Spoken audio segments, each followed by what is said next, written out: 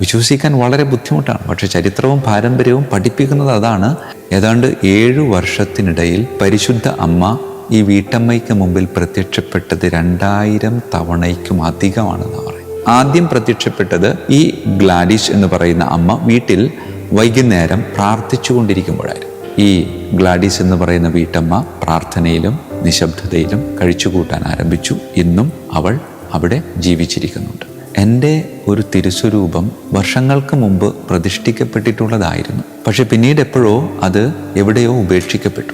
ആ ഉപേക്ഷിക്കപ്പെട്ട തിരുസ്വരൂപത്തെ നിന്നിലൂടെ ഞാൻ കണ്ടെത്താനായിട്ട് ആഗ്രഹിക്കുന്നുണ്ട് എന്ന് പറയും. സുന്ദരമായ ഒരു സന്ദേശം ഇങ്ങനെയായിരുന്നു: വചനം വായിക്കാത്തവൻ വഴിയറിയാതെ യാത്ര ചെയ്യുന്ന സഞ്ചാരിക്ക് തുല്യനാണ്. ഈശോ മിശിഹായ്ക്കും സ്തുതിയായിരിക്കട്ടെ.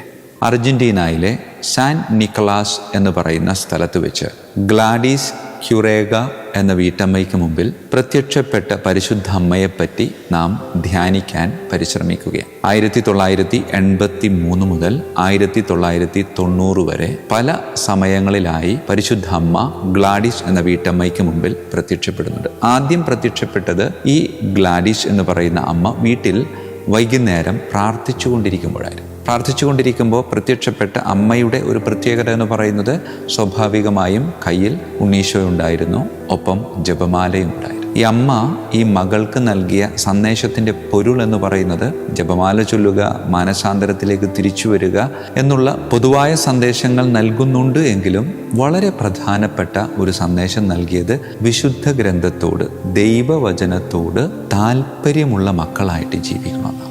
ദൈവവചനം വായിക്കാനും ധ്യാനിക്കാനും വചനമനുസരിച്ച് ജീവിക്കാനും അമ്മ ഇവളിലൂടെ ലോകത്തോട് ആഹ്വാനം ചെയ്യുകയാണ്. ഈ പരിശുദ്ധ അമ്മ ദൈവവചനവുമായി ബന്ധപ്പെട്ട് ഈ ഗ്ലാഡിസ് എന്ന് പറഞ്ഞ അമ്മയ്ക്ക് നൽകിയ സുന്ദരമായ ഒരു സന്ദേശം ഇങ്ങനെയായിരുന്നു: വചനം വായിക്കാത്തവൻ വഴിയറിയാതെ യാത്ര ചെയ്യുന്ന സഞ്ചാരിക്ക് തുല്യനാണ്.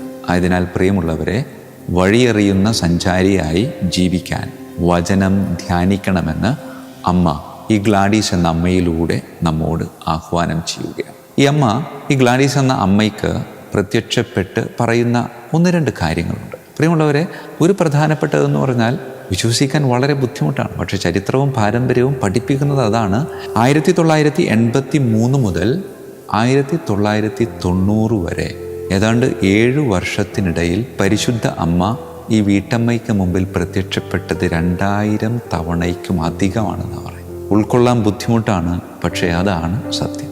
ഈ അമ്മയോട് അത്രമാത്രം അടുത്ത് 7 വർഷത്തോളം പരിശുദ്ധ കന്യകാമറിയം ജീവിച്ചു എന്നാണ് പറയും. 83 സെപ്റ്റംബർ 25 ആരംഭിച്ച ഈ പ്രത്യക്ഷപ്പെടൽ 90 ഫെബ്രുവരി 11 പ്രത്യക്ഷപ്പെട്ട് അവസാനിപ്പിക്കും. അതിനുശേഷം ഈ ഗ്ലാഡിസ് എന്ന് പറയുന്ന വീട്ടമ്മ പ്രാർത്ഥനയിലും നിശബ്ദതയിലും കഴിച്ചുകൂട്ടാൻ ആരംഭിച്ചു.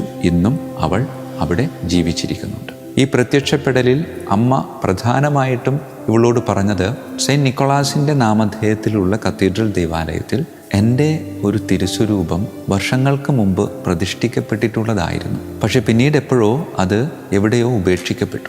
ആ ഉപേക്ഷിക്കപ്പെട്ട തിരുസ്വരൂപത്തെ നിന്നിലൂടെ ഞാൻ കണ്ടെത്താനായിട്ട് ആഗ്രഹിക്കുന്നുണ്ട് എന്ന് പറയും. പ്രിയമുള്ളവരെ, ആദ്യത്തെ പ്രത്യക്ഷപ്പെടലിൽ അമ്മ ഈ സന്ദേശം നൽകുകയുണ്ടായി. അതിനുശേഷം അമ്മയുടെ നിർദ്ദേശമനുസരിച്ച് ഇവൾ ആ ദൈവാലയത്തിൻ്റെ പലയിടങ്ങളിലും മറ്റു പലരുടെയും സഹായത്താൽ അന്വേഷിച്ചപ്പോൾ ഈ പരിശുദ്ധ അമ്മയുടെ തിരുസ്വരൂപം കണ്ടെത്തുകയുണ്ടായി. ഈ തിരുസ്വരൂപം കണ്ടെത്തിയ ഉടനെ തന്നെ ഈ ഗ്ലാഡിസ് എന്ന് പറയുന്ന അമ്മ അവിടെയുള്ളവരോട് പറയുന്നുണ്ട്, ഇത് തന്നെയാണ്, ഈ ഒരു രൂപത്തിലാണ് അമ്മ എൻ്റെ മുമ്പിൽ ഈ കഴിഞ്ഞ ദിവസം പ്രത്യക്ഷപ്പെട്ടിരുന്നത്. അങ്ങനെ അത് പുനഃപ്രതിഷ്ഠിക്കുകയും അവിടേക്ക് ഒരുപാട് ആളുകൾ കടന്നു വരികയും പിന്നീട് ഏതാണ്ട് ഒരു 3 കിലോമീറ്റർ മാറി വേറൊരു സുന്ദരമായ ദേവാലയം പണിയുകയും അത് പരിശുദ്ധ അമ്മയുടെ തീർത്ഥാടന ആലയമായി അറിയപ്പെട്ട് ഇന്നും നിലനിൽക്കുകയാണ്.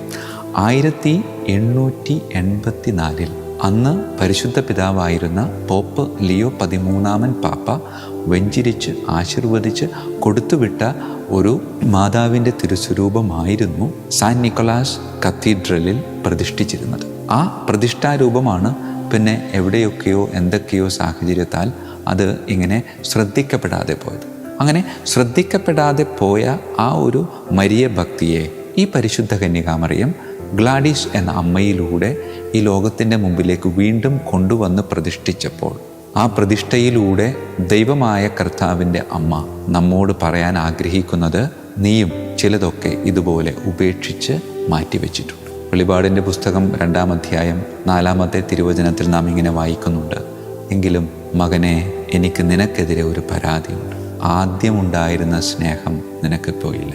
അതുകൊണ്ട് ആദ്യത്തെ സ്നേഹത്തിലേക്ക് നീ തിരിച്ചു വരണമെന്നാണ് പറയുന്നത്. പ്രിയമുള്ളവരെ, അർജൻറ്റീനയിലെ സാൻ നിക്കോളാസ് അമ്മ നമ്മോട് ആവശ്യപ്പെടുന്നതും ഇത് തന്നെയാണ്. വിശുദ്ധ ഗ്രന്ഥ വായനയിലൂടെ നിനക്ക് നഷ്ടപ്പെട്ടു പോയ ആ ഒരു ദൈവീക ചൈതന്യം നീ വീണ്ടെടുത്ത് കർത്താവിൻ്റെ അമ്മയിലൂടെ വിശുദ്ധ ബലിപീഠത്തിലേക്ക് കടന്നു വരണമെന്ന് പരിശുദ്ധ അമ്മ നമ്മോട് ആഹ്വാനം ചെയ്യുകയാണ്.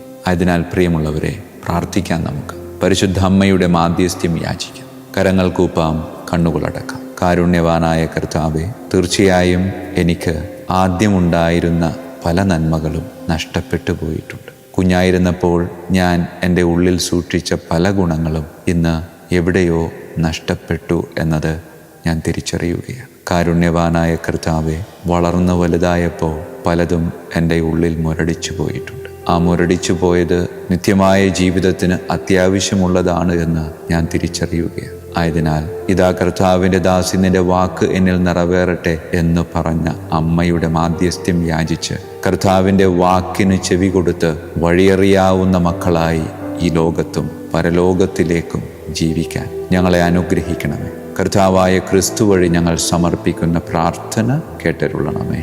ആമേൻ. ഈശോ മിശിഹായ്ക്കും സ്തുതിയായിരിക്കട്ടെ.